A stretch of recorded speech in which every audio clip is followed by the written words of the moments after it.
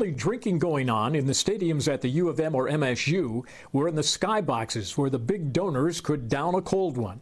Well, the fans in the stands either had to drink at their tailgate parties or smuggle the booze into the stadium and drink illegally. But now, thanks to the state legislature, next season the beer will be flowing for everybody, not only at football games, but at basketball games and rinkside at hockey games too. Governor Gretchen Whitmer has some reservations about all this, but she says she will sign the legislation. Meanwhile, the LGBTQ community is celebrating legislation also on its way to the governor that would slap a ban on conversion therapy.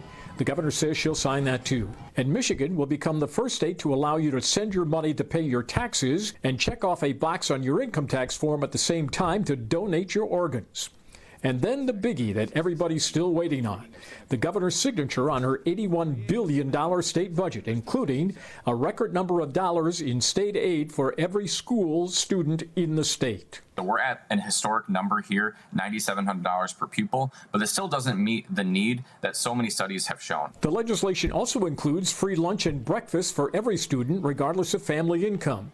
There is also money for the tutoring of students who fell behind during COVID. And there's more money to hire more state troopers, more money to give to the cities, the counties, and the townships, and of course, more spending to fix the roads and crumbling bridges across the state. Late this afternoon, on a bipartisan vote, the K-12 budget was adopted by a conference committee, and unless the deal falls apart, that means it will eventually be approved by both the House and the Senate later today.